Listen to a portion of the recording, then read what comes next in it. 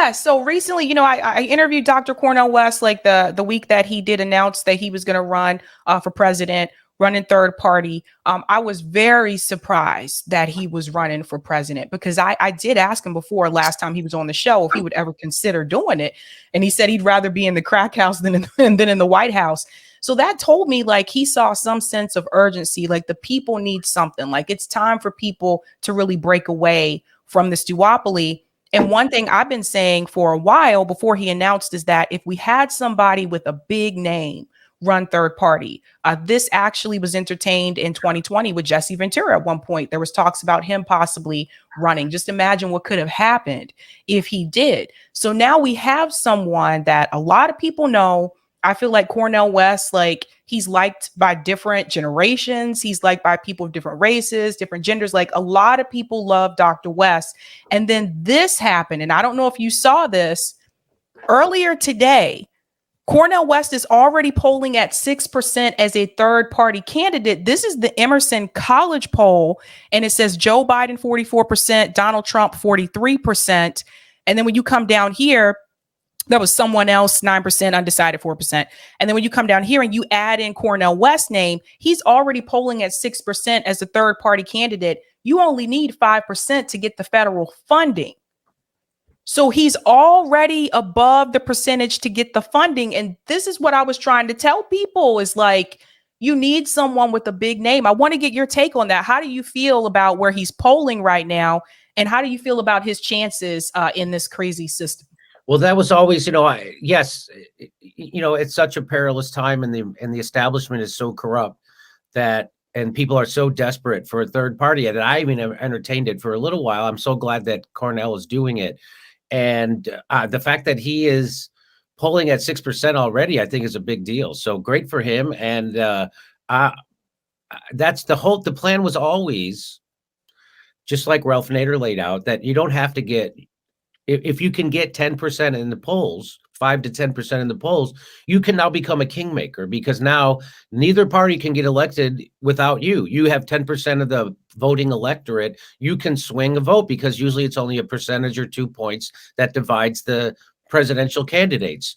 And so I don't care if it's a Republican who ends the war and invests that money back here, or a Democrat. I don't care if it's a Republican or a Democrat that gives us Medicare for all. I don't care if it's a Republican or a Democrat that gives us a minimum wage, or legalizes marijuana, empties out the jails of nonviolent drug criminals. I don't care if it's a Republican or Democrat.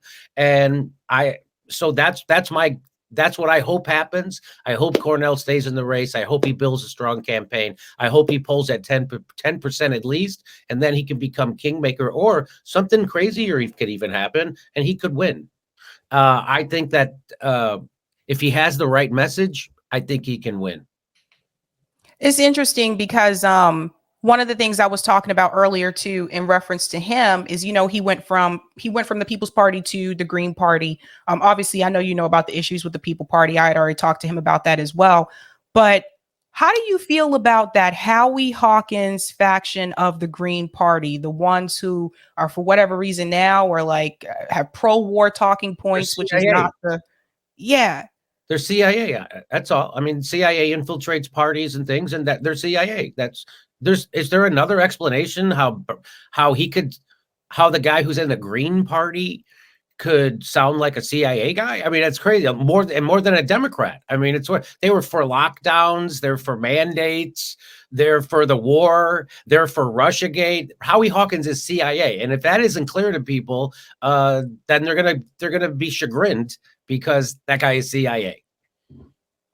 Yeah, I can see that. I think one of the goals, at least that I know some of us have, is to get people to register for Green Party so that they can vote for Dr. West in the primary. I just found out earlier today, Chris Hedges had an interview on Bad Faith. It sounds like Jill Stein is actually going to be Dr. West's campaign manager. Oh, it's great. And this is huge, because Jill Stein, she's done this. She knows what it takes. She knows how to do it. She knows like the smears that he's going to get, and he's getting some now, but it's going to get worse as we get closer and closer to 2024.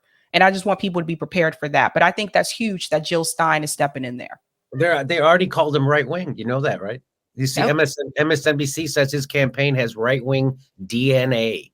Yep. Isn't that great? I mean, it's great that they just reveal the game. They can't help themselves, right? So I've been telling people that since Bernie, that the first thing that a Democrat does and the establishment does, if you get to the left of them, is they don't engage your ideas. The first thing they do is they smear you as a right winger, and then maybe they'll entertain your ideas. But the first thing is to discredit and smear you as a right winger, and they've been doing that to me for 7 years now. And so it's great to see it happen to somebody like Cornel West because it sounds so ridiculous. No, I agree. And my thing is just have the conversation with that person. And it seems like obviously some people just don't want to have that conversation. But one of the things I noticed too, the week that he announced, mainstream media immediately covered it. He was immediately on mainstream media. So that actually debunks that myth that people say that third party candidates will not get the coverage. As I said before, if it's someone with a big name, they can get that coverage. That's right. If you're famous enough, I bet if I declared, I wouldn't get any interviews, but I would get a lot of smear pieces. But Cornel West is a little too big for that. You know, he's been on all those shows before, multiple times, you know. So he's a little, so that's exactly, your theory is exactly right. If you get someone famous enough, they can't ignore them. And they're not ignoring Cornel. And there he is polling at 6% before his campaign even really starts.